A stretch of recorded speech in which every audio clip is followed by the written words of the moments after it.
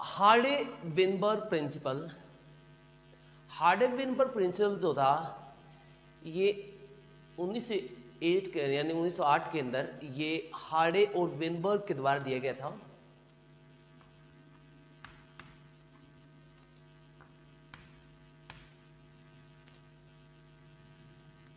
Nineteen 1908 में किसके द्वारा दिया गया था? ये दिया गया था हार्डी एंड विनबर्ग के द्वारा। इन दोनों ने इंडिपेंडेंटली लिया था, इसीलिए इसको हार्डी विनबर्ग इक्वेशन या थ्योरम भी कहते हैं। इसको क्या कहता है ये? एक्चुअली इन दोनों ने पॉपुलेशन जेनेटिक को स्टडी किया था। इन्होंने कहा कि पॉपुलेशन जेनेटिक क्या होती है। पॉपुलेशन जेनेटिक जो टर्म यूज करते हैं, पॉपुलेशन जेनेटिक का मतलब होता है कि जो फ्रीक्वेंसी में चेंज आएगा, change in the frequency of genes, that is known as population genetic. क्या बोलते हैं इसको? पॉपुलेशन जेनेटिक बोलते हैं। तो इन्होंने स्टडी किया था पॉपुलेशन जेनेटिक।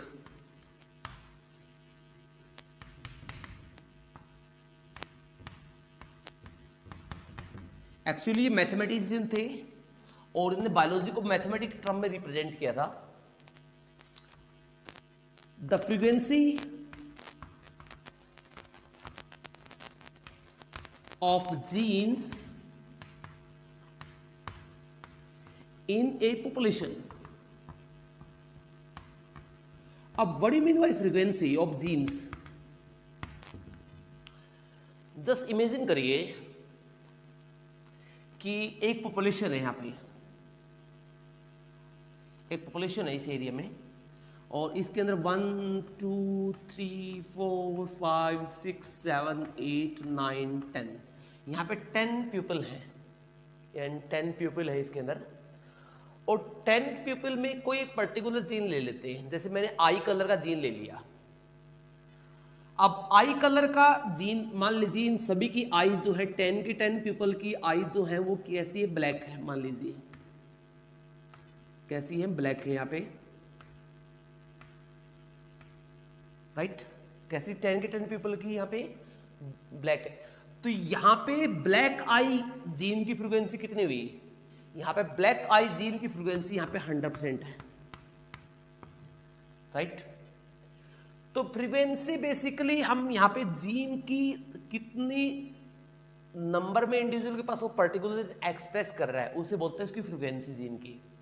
जैसे यहाँ पे सभी के पास आई कलर कैसा? ब्लैक है, तो इसका मतलब फ्रीक्वेंसी कैसी हुई इसकी? 100% ब्लैक हुई।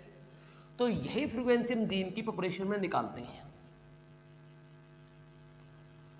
अब मैं आगे बात करूं इसके अंदर पॉपुलेशन जेनेटिक में।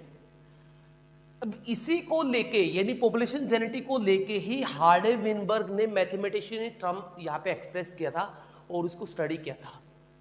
कैसे किया था? इन्होंने क्या कहा था अपने प्रिंसिपल में? लेट्स सी, देखिएगा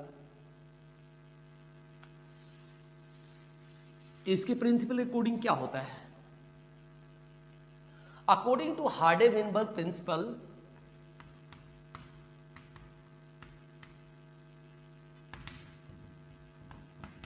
according to Hardy Weinberg equilibrium या principle,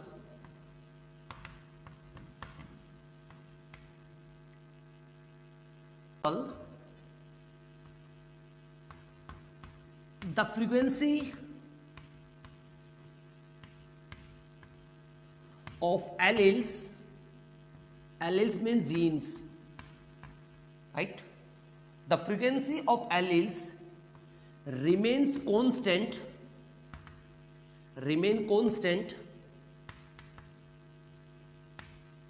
in a population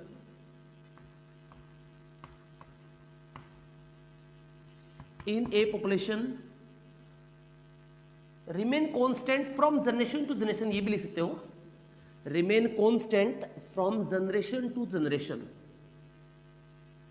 from generation to generation,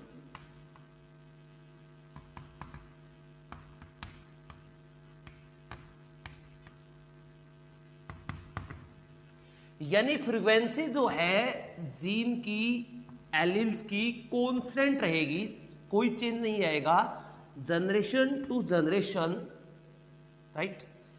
in a population, in a population of sexual reproductive organism, only for the sexual, not for asexual, क्योंकि asexual में क्या होता है, clones बनते हैं, तो वहां पे ये अप्लाई नहीं होगा। It's only for the sexual production in the population of sexual reproductive organism.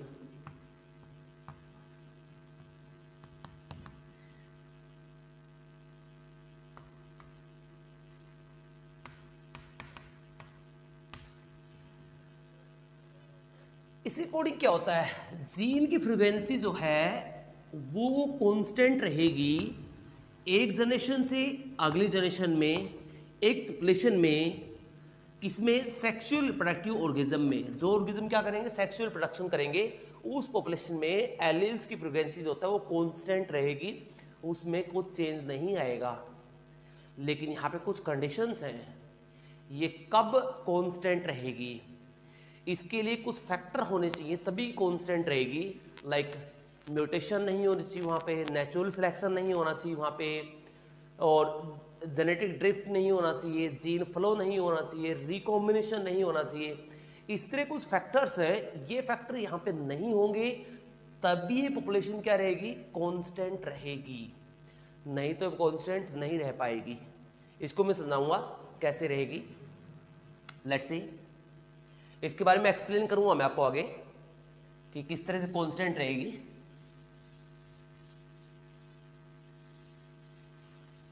अब देखिए इसकी इक्विलिब्रियम इक्वेशन जो होती है वो किस तरह से रिप्रेजेंट की इसने। ये कहता है कि जो एक जो हैप्लॉइड होता है और डोमिनेंट की जो इक्वेशन फ्रीक्वेंसी होती है जीन्स की, एक मान लीजिए एक हैप्लॉइड है यहाँ पे ए इज द, देखो हैप्लॉइड में क्या होता है, अकेला होता है, डिप्लॉइड में क्या होता है, 2 होंगे यहाँ पे, राइट। तो ए मान लीजिए एक जीन है, ए एक जीन है, ये डिप्लॉइड फॉर्म में है और ये हैप्लॉइड फॉर्म में है, दोनों के लिए अलग अलग फ्रीक्वेंसी रहेगी। किस तरह से होगी देखिए, लेट्स सी।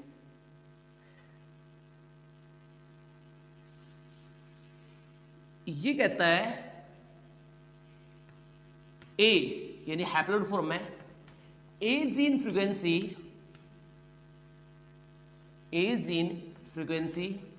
या एलिलिक फ्रीक्वेंसी वो रहेगी पी, क्योंकि डोमिनेंट है ये, ए हमने कैपिटल में लिखा तो डोमिनेंट रिप्रेजेंट होगा, तो डोमिनेंट के लिए पी भी इधर डोमिनेंट आएगा।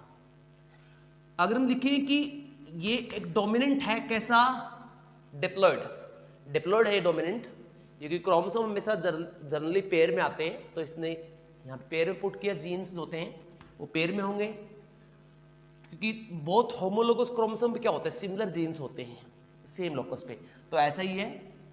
तो ये एक डिप्लॉइड के अंदर जीन्स है, डिप्लॉइड क्रोमोसोम के अंदर ये जीन है, डोमिनेंट है जीन।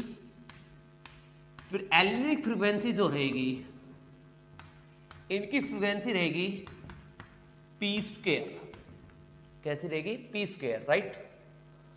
और जो रिसेसिव की भी बात करें, अगर मैंने जीन लिया है फिर रिसेसिव स्मॉल ए, रिसेसिव लिया, हैप्लॉइड लिया इधर, जीन फ्रीक्वेंसी जो होगी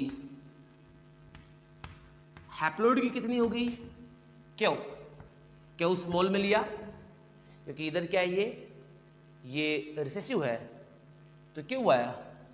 अब इधर क्या किया, डोमिनेंट लिया, इधर डोमिनेंट सॉरी, इसने रिसेसिव लिया और डिप्लॉइड फॉर्म में लिया, रिसेसिव लिया और डिप्लॉइड फॉर्म में लिया। जीन फ्रीक्वेंसी कैसी होगी, फ्रीक्वेंसी, ये जीन की फ्रीक्वेंसी होगी इधर क्यू स्क्वायर, राइट, क्या होगी, क्यू स्क्वायर। अब यहां पे इसने रखा कि यहां पे हेटेरोजाइगस की क्या होगी, हेटेरोजाइगस का मतलब एक कैपिटल ए एक स्मॉल ए क्या होगी, heterozygous capital A small A heterozygous form में जीन फ्रीक्वेंसी क्योंकि डबल रहेंगे ये भी, तो इनकी फ्रीक्वेंसी इधर मेंशन की है 2pq, राइट, डिप्लॉयड में 2pq।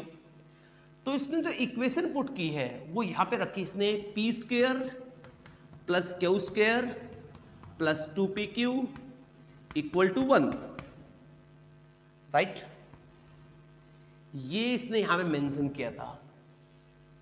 अगर हमने हैप्लोइड के लिए इंडिविजुअली हम अगर लें तो इसकी हम देखते हैं p plus q² equal to 1, क्या रहेगा, इक्वल टू 1। तो ये दोनों टर्म इंपॉर्टेंट है यहां पे आपको याद करने। ये कहता है कि इनकी फ्रीक्वेंसी अगर कांस्टेंट रहती है तो वो हमेशा किसके इक्वल होगी, 1 के इक्वल होगी, राइट, यानी हमेशा क्या रहेगी, कांस्टेंट रहेगी, उसके अंदर कोई चेंज नहीं आएगा।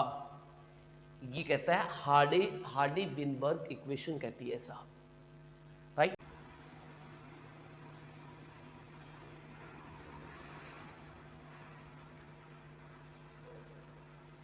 देखो अब देखते हैं factor affecting the Hardy Weinberg principal, जो मैंने आपको पीछे डिस्कस किया था कि कौन कौन से फैक्टर्स होते हैं उसको इन्फ्लुएंस करते हैं। फैक्टर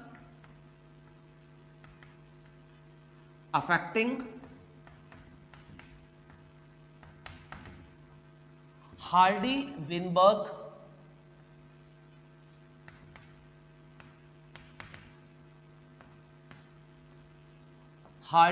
विनबर्ग प्रिंसिपल, या एक प्रिंसिपल। तो कौन कौन से फैक्टर्स होते हैं इफेक्ट करते हैं, यहां पे नॉर्मली 5 फैक्टर रहेंगे। First factor is that is mutation,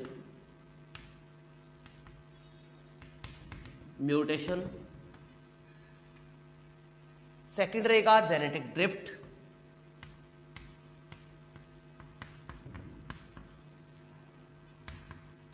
third रहेगा natural selection,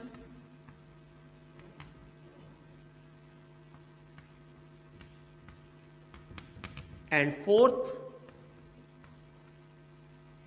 is recombination frequency या जीन फ्लो, जीन माइग्रेशन या जीन फ्लो भी बोलते हैं इसको, and fifth is the recombination.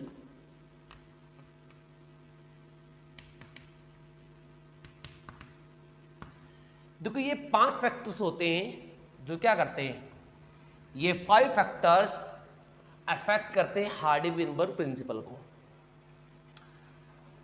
अब देखिए इसके अकॉर्डिंग क्या होता है, इसके अकॉर्डिंग ये होता है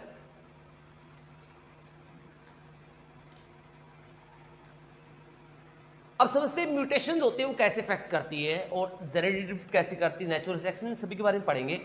ये कहता है हार्डी विनबर्ग प्रिंसिपल कहता है कि जो हमने पीछे डिस्कस किया था कि जो जीन फ्लो है यानी एलील फ्रीक्वेंसी वो कांस्टेंट रहेगी, कब तक, जब तक म्यूटेशन ना हो, जेनेटिक ड्रिफ्ट ना हो, नेचुरल सिलेक्शन ना हो, जीन फ्लो ना हो और रिकॉम्बिनेशन ना हो।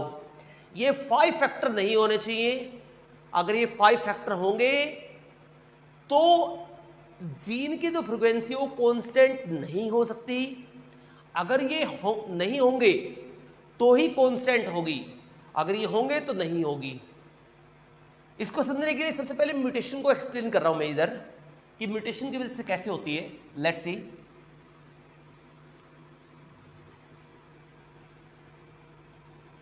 देखो म्यूटेशन, जो फैक्टर फर्स्ट है इधर म्यूटेशन। म्यूटेशंस क्या होती है, म्यूटेशन जनरली 1000 में से एक म्यूटेशन ही जो होती है जनरली सर्वाइव करवाती है, यानी इसमें मोस्टली लिथल केस होते हैं, और एक म्यूटेशन ही जनरली क्या होती है यहां पे यूजफुल होती है अप्रोक्सीमेट 1000 म्यूटेशंस में से। तो म्यूटेशन क्या होती है, म्यूटेशन होती है large variations, huge variations is known as mutations. तो मान लीजिए एक पॉपुलेशन है ये, एक पॉपुलेशन में जैसे हम पिछले एग्जांपल दिया था, यहाँ पे सभी के सभी ऑर्गेनिज्म जो हैं, यहाँ पे मान लीजिए 5 ऑर्गेनिज्म हैं, और 5 ऑर्गेनिज्म में से सभी के सभी जो थे वो कैसे थे, ब्लैक आइड थे, सभी के सभी कैसे थे, ब्लैक आइड। मान लीजिए मैं 10 ले लेता हूं इधर, 1 2 3 4 5 6 7 8।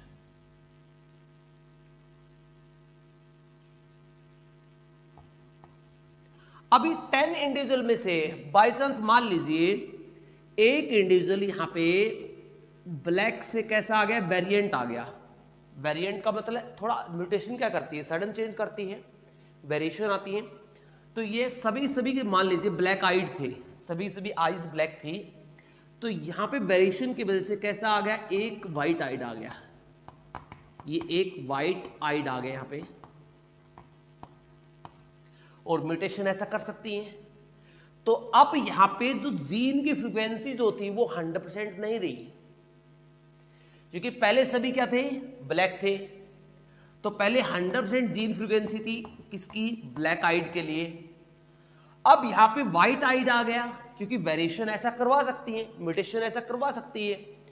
तो म्यूटेशन की वजह से इधर व्हाइट आई आया, और व्हाइट आई आने से यहां पे इसकी जो ब्लैक आइड की फ्रीक्वेंसी है वो क्या होगी, चेंज होगी, वो अब 100% नहीं रही। और हो सकता है आने वाले टाइम में इस व्हाइट आइड की वजह से और पॉपुलेशन बढ़े, और धीरे धीरे हम देखते हैं कि व्हाइट आई जो पॉपुलेशन है ये धीरे धीरे क्या होती रहेगी, बढ़ती रहेगी, राइट। तो इसी वजह से मौत वाली पॉपुलेशन में इस तरह के जनरली एग्जांपल देखने को मिलते हैं। या फिर अदर केस ले लीजिए, अदर केस अगर मैं एग्जांपल के थ्रू और समझाऊं, यहां पे मान लीजिए आप जस्ट इमेजिन करिए कि एक बुशेस में एक पॉपुलेशन है, एक झाड़ी के अंदर एक पॉपुलेशन है, ये बीटल है सभी,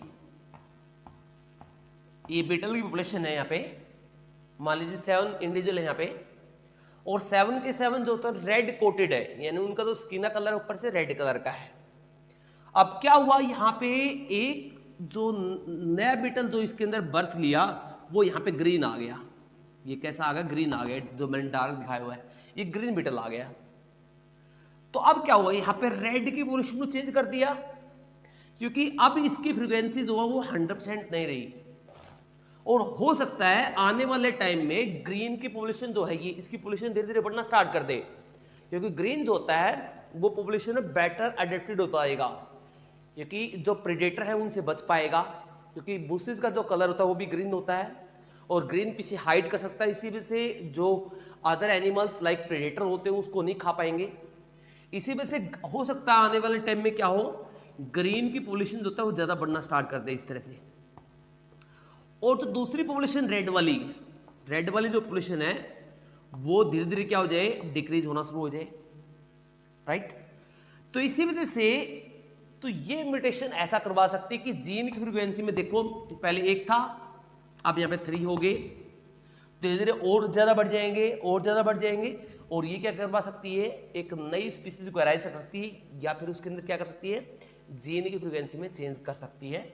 तो इसी वजह से म्यूटेशन नहीं होनी चाहिए अगर जीन को कांस्टेंट फ्लो होना है तो, राइट। तो ये फर्स्ट फैक्टर था। अब देखते सेकंड फैक्टर। अब सेकंड फैक्टर मान लीजिए मैंने इधर लिया नेचुरल सिलेक्शन।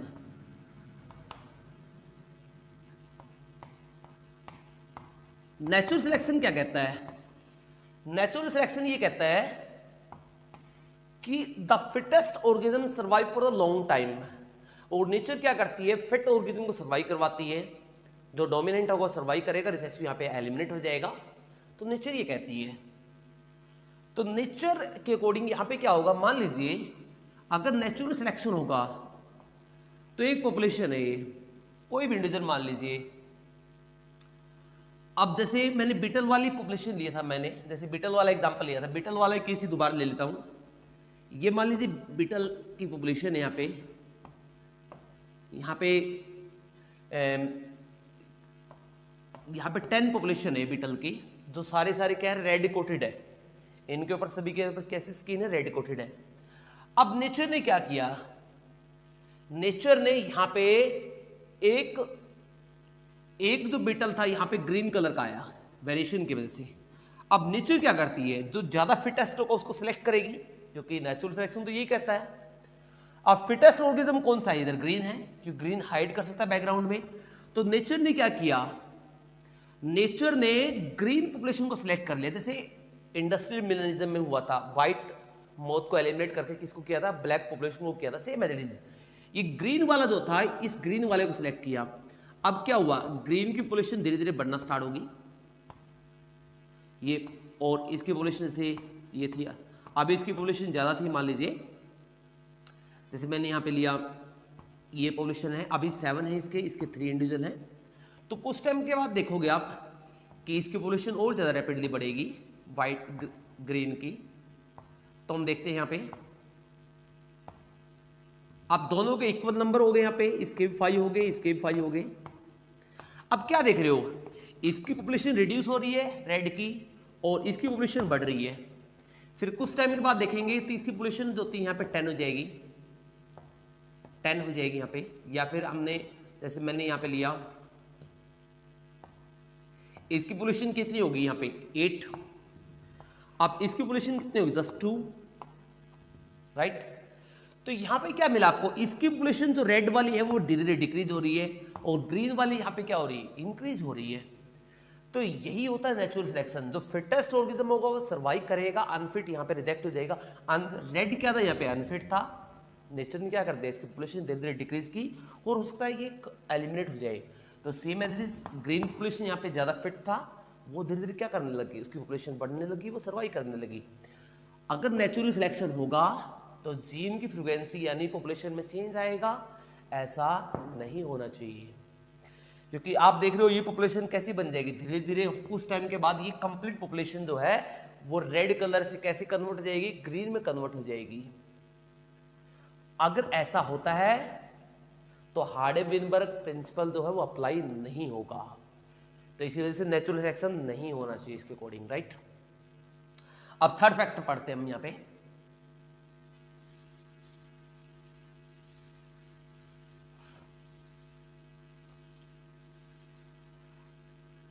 थर्ड फैक्टर ये कहता है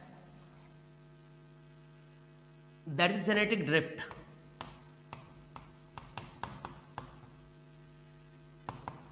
जेनेटिक ड्रिफ्ट का मतलब क्या होता है, जेनेटिक ड्रिफ्ट का मतलब होता है एक by chance change in the gene frequency, right. एक जीन फ्रीक्वेंसी में बाई चांस चेंज होगा, बाई चांस चेंज होगा, और ये जेनेटिक जो ड्रिफ्ट है वो हमेशा ही स्मॉल पॉपुलेशन में अप्लाई होगी, हमेशा याद रखना, और इसमें सर्वाइव करने के चांसेस होते हैं वो ज्यादा बढ़ जाएंगे। जेनेटिक ड्रिफ्ट एक ऐसा पॉइंट होता है जहां पे एक पॉपुलेशन ड्रिफ्टेड कर जाती है और अपनी पॉपुलेशन को क्या कर देती है, फाउंडेड कर देती है, और इसी कारण से यहां पे आता है फाउंडर इफेक्ट। तो 3 टर्म आती है यहां पे, फाउंडर इफेक्ट, जेनेटिक ड्रिफ्ट और बोटलनेक इफेक्ट। तीनों टर्म रिलेटेड हैं, तीनों के बारे में आपको बताऊंगा थोड़ा थोड़ा यहां पे एक्सप्लेन करके। मान लीजिए हमने एक स्कूल के अंदर सभी बच्चे लिए, मान लीजिए एक स्कूल के अंदर 2000 स्टूडेंट है, और मान लीजिए मैंने यहाँ पे कोई, मैं जैसे मुझे यहाँ पे तमन्ना दिखाई दे रही है, जैसे मैं सबसे ऊपर, जैसे मैंने कहा कि ये तमन्ना है, और इसको मैंने कहा कि मान लीजिए स्कूल में, मैंने कंप्लीट स्कूल में एक ही तमन्ना है, जस्ट इमेजिन करिए 2000 स्टूडेंट में एक ही तमन्ना है, और मैंने सभी स्टूडेंट को कहा कि आप एक बकेट के अंदर अपनी अपनी नेम की स्लिप डालिए। सिमिलर स्लिप से सभी ने अपनी अपनी स्लिप की डाली, और सभी ने अपना नेम रिटर्न किया और एक बकेट में डाल दिया 2000 स्टूडेंट्स ने, और मैंने तमन्ना को कहा कि भाई आप इसमें से आप अपने नेम की स्लिप निकालिए। तो चांस कितना परसेंट है, बहुत रेयर चांस है कि उसके नेम की स्लिप आएगी। एक जस्ट मैंने कहा कि जो 12th के स्टूडेंट हैं, यानी मान लीजिए 12th के स्टूडेंट हैं, और 12th के स्टूडेंट में कुछ स्टूडेंट यहाँ पे हैं, यानी 2000 के कंपेयर में कितने स्टूडेंट होंगे, 10 स्टूडेंट, 20 स्टूडेंट, इस तरह स्टूडेंट हैं। तो मैंने कहा कि उसमें से आप अपने नेम की स्लिप निकालिए। तो एक पर्टिकुलर क्लास के अंदर नेम आने के चांसेस होते ज्यादा बढ़ जाते हैं। अगर मैंने मान लीजिए 20 स्टूडेंट है और 20 स्टूडेंट में से मैंने तमन्ना को कहा कि आप उसमें से नेम की स्लिप निकालिए, तो यहाँ पे क्या होगा, यहाँ पे चांस इंक्रीज हो जाएंगे सर्वाइव करने के। तो इसी वजह से एक स्मॉल पॉपुलेशन होगी उसके अंदर चांस ज्यादा होंगे सर्वाइव करने के, और बड़ी पॉपुलेशन होगी उसके अंदर चांस होते कम होंगे। इसलिए जेनेटिक ड्रिफ्ट जो होती always apply on the small population, right. तो क्या होता है ये change in gene frequency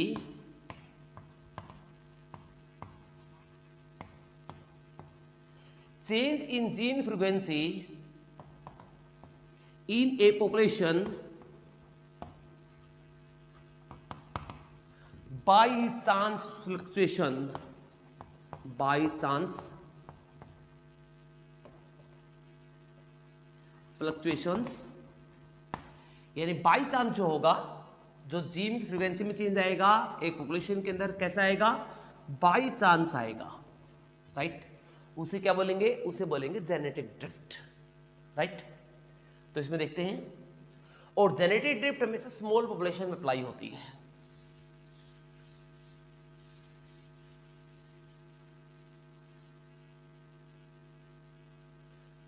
just imagine करिए, देखो मैक्सिको के एरिया के अंदर स्पेशली, अगर एग्जांपल दे मैं मैक्सिको एरिया के अंदर अगर मैं बात करूं 19th सेंचुरी की, तो 19th सेंचुरी के अंदर जो कैलिफोर्निया बीच या मैक्सिकोन एरिया है उसके अंदर क्या था, उसके अंदर ब्लू व्हेल के जो नंबर थे, ब्लू व्हेल के जो नंबर थे वो वहां पे करीबन 1 लाख से क्रॉस थे, राइट। मोर देन 1 लाख थे 10 किलोमीटर स्क्वायर एरिया के अंदर। तो मान लीजिए इसके नंबर यहाँ पे 1 लाख नंबर थे यहाँ पे ब्लू व्हेल के, एग्जाम्पल थोड़ी समझिए। अब क्या हुआ, ह्यूमन ने इसकी हंटिंग करना स्टार्ट किया, ह्यूमन ने लगातार उसको किल करना स्टार्ट किया, हंटिंग स्टार्ट की, और हंटिंग से हमने देखा कि 20 सेंचुरी के मिड तक उसके नंबर धीरे धीरे डिक्रीज होना स्टार्ट हो गए, और उसके 10 किलोमीटर स्क्वायर एरिया में जस्ट उसके नंबर बच गए यहाँ पे जस्ट ओनली 50। कितने नंबर बच गए, जस्ट ओनली 50, राइट। तो कहां पॉपुलेशन इतनी बड़ी थी, अब जस्ट कहां पे आ गई, बिल्कुल स्मॉल पॉपुलेशन पे आ गई। अब ये पॉइंट ऐसा था जहां पे या तो ये सर्वाइव कर सकती थी यहां से, या ये फिर पॉपुलेशन गायब हो सकती थी, यहां पे स्पीसीज गायब हो सकती थी। तो ह्यूमन को इसकी एथिकल वैल्यू समझ में आई कि ये किस तरह से हमारे लिए बेनिफिशियल हो सकती है। तो ह्यूमन ने क्या कर लिया, हंटिंग में बैन लगा दिया यूएसए के अंदर, और हंटिंग पे जैसे ही बैन लगाया तो यहाँ पे इसके बाद क्या हुआ, यहाँ पे एकदम पॉपुलेशन ये 50 वाली पॉपुलेशन लगातार कांस्टेंट होने लग गई, क्योंकि यहाँ पे क्या हो गया, पॉपुलेशन में कोई चेंज नहीं आया। जब धीरे धीरे हंटिंग स्टॉप हुई तो इसकी पॉपुलेशन क्या होगी, वापस यानी 20 सेंचुरी के एंड तक इसकी वापस जो थे इसके नंबर 50,000 से ज़्यादा क्रॉस कर चुके थे। हंटिंग बैन होने की वजह से यहाँ पे क्या हुआ, एक छोटी पॉपुलेशन थी इसके अंदर चेंज आया, और अब देखिए वापस बड़ी पॉपुलेशन में कन्वर्ट होगी। और यहां पे आपको ये जो शेप दिखाई दे रही है, this shape is the bottle neck effect. आपको बोटल शेप आपको दिखाई दे रही है, इसी कारण से कहते हैं बोटल शेप या बोटल नेक इफेक्ट कहते हैं। तो जेनेटिक ड्रिफ्ट जो होती है वो हमेशा कहां अप्लाई होती है, बोटल नेक शेप यानी बोटल नेक जो इफेक्ट होता है उसी के अंदर अप्लाई होती है, एक स्मॉल पॉपुलेशन पे अप्लाई होती है। और ये वापस क्या करेगी, एक बड़ी पॉपुलेशन में फाउंडेड कर दिया, एक बड़ी पॉपुलेशन वापस बन गई, कुछ छोटी पॉपुलेशन ने वापस बड़ी पॉपुलेशन कर दी।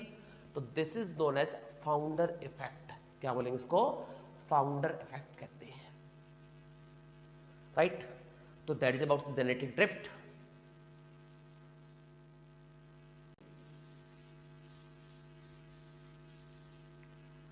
देखो नंबर 4 क्या कहता है, नंबर 4 होता है जीन फ्लो, जीन फ्लो या जीन माइग्रेशन। जीन फ्लो में देखिएगा, जैसे मान लीजिए मैंने एक पॉपुलेशन ये ली, एक पॉपुलेशन मैंने ये ली,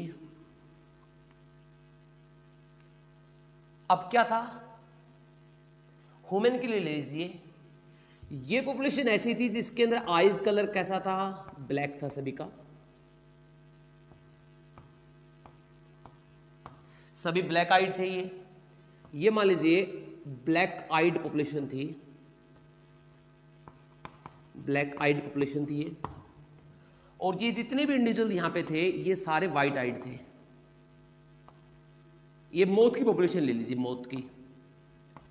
अब मान लीजिए यहां पे 10 इंडिविजुअल जो हैं वो व्हाइट आइड मौत है यहां पे, राइट, 3, 3, 6, ये 10 आइड जो हैं ये कितने हैं, ये व्हाइट आइड मौत है की पॉपुलेशन है। अब यहां पे ये हुआ कि ये व्हाइट आइड मौत इस पॉपुलेशन को छोड़ के यहां पे इसके अंदर मूव कर जाता है, यानी व्हाइट आइड मूव क्या करता है, ये इस पॉपुलेशन को छोड़ के ये ए पॉपुलेशन मान लीजिए, ये बी पॉपुलेशन है, ये व्हाइट आइड मौत ये बी पॉपुलेशन में मूव कर जाता है। ये यहां पे आया, इससे यहां पे मूव कर गया। अब ये यहां पे आके रिप्रोडक्शन करेगा। अब ये यहां पे आके रिप्रोडक्शन करेगा तो इससे क्या होगा, जैसे यहां पे आगे रिप्रोडक्शन करता है तो आप देखोगे कि धीरे धीरे जो आप देखोगे रिप्रोडक्शन की वजह से इसके अंदर जो व्हाइट आइड मौत की नंबर है वो भी बढ़ने स्टार्ट हो जाएंगे यहां पे, किसके साथ साथ में, ब्लैक आइड मौत के साथ साथ में। तो इसके नंबर भी क्या होंगे, यहां पे इंक्रीज होंगे। तो जैसे से ये चेंजमेंट आती है तो आप देख रहे हो एक जीन माइग्रेशन की वजह से, जैसे ये जीन यहां से माइग्रेट हुआ, ये व्हाइट आइड जो एक पर्टिकुलर जीन था वो मौत यहां पे आया, और यहां पे इसने इस पॉपुलेशन में चेंज किया, और यहां पे कुछ पॉपुलेशन क्या बन गई, ये व्हाइट आइड पॉपुलेशन बनना स्टार्ट होगी मौत की। तो इसका मतलब जीन फ्रीक्वेंसी यहां पे कांस्टेंट नहीं रही।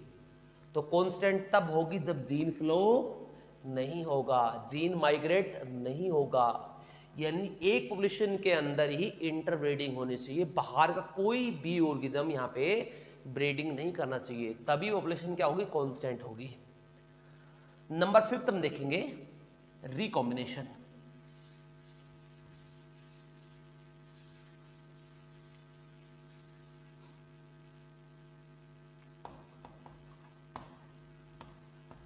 रिकॉम्बिनेशन,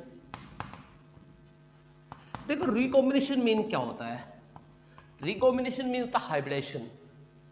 और हाइब्रिडेशन में आपने एक वर्ड बहुत सारे पढ़े, सिम्बायोसिस पढ़ा है और आपने जीन क्रॉसिंग पढ़ा है, इस तरह के आपने पढ़ा होगा, यानी जीन क्रॉसिंग क्या होती है और क्रॉसिंग क्या होती है, इस तरह के हमने पढ़ा हुआ है। यहाँ पे क्या होता है, एक जो जीन है वो दूसरे जीन के साथ क्रॉस कर जाता है, क्रॉसिंग ओवर आपने जैसे पढ़ा हुआ है। जैसे मान लीजिए यहाँ पे एक जीन है M+, यहाँ पे जीन है ओनली M, यहाँ पे W+ जीन है, और ये दूसरा जीन है यहाँ पे क्या है, इसके पास मान लीजिए M है और इसके पास ओनली W है। तो इनकी दोनों के बीच में क्या होगी, क्रॉसिंग ओवर होगा, दोनों के बीच में, दोनों जीन की वजह से यहाँ पे क्रॉसिंग ओवर की वजह से क्या हुआ, इसके पास M था और इसके पास क्या था, M+ था, तो यहाँ पे इसके वजह से क्या है, यहाँ पे ये W है यहाँ पे, और इसके पास क्या था, ये जस्ट ओनली W+ था। अब देखिए दोनों के बीच में क्रॉसिंग ओवर हुआ, और दोनों के बीच क्रॉसिंग ओवर का रिजल्ट क्या हो गया, यहाँ पे ये जीन ये कुछ इस तरह से आ गया और ये कुछ इस तरह से आ गया। अब देखिए जीन की फ्रीक्वेंसी में चेंज आया, अब देखिए यहाँ पे जीन के अंदर चेंज आया, पहले ऐसा था अब ये कुछ ऐसा है, यहाँ पे पहले कुछ ऐसा था अब यहाँ पे कुछ ऐसा है। तो इसका मतलब यहाँ पे क्या हुआ, इसके बीच में क्रॉसिंग ओवर होगा, और क्रॉसिंग ओवर अगर मियोसिस में होगा, काइटिन स्टेज होती है उस पर आपको पता है क्रॉसिंग ओवर होता है, तो वहां पे प्रोफेज के अंदर काइटिन पे जो क्रॉसिंग ओवर हुआ है उसकी वजह से यहाँ पे क्या चेंजमेंट आई, ये चेंजमेंट आती है तो ये क्या करती है, जीन के अंदर चेंज लेके आती है। ऐसी क्रॉसिंग ओवर क्या करती है, जीन के अंदर चेंज करती है, और जीन के अंदर चेंज होगा तो इसका मतलब जीन की फ्रीक्वेंसी में चेंज आएगा, और जो जीन के अंदर वेरिएशन आएंगी तो इसका मतलब जो पर्टिकुलर ट्रेट है, पर्टिकुलर जीन है, वो कांस्टेंट नहीं रह पाएगा। तो इसी वजह से क्या आएगा, हार्डे-वेनबर्ग प्रिंसिपल होता है वो अप्लाई नहीं होगा, राइट। सो ये थे कुछ factors which affect the Hardy Weinberg principle, right. So that is about the Hardy Weinberg principal.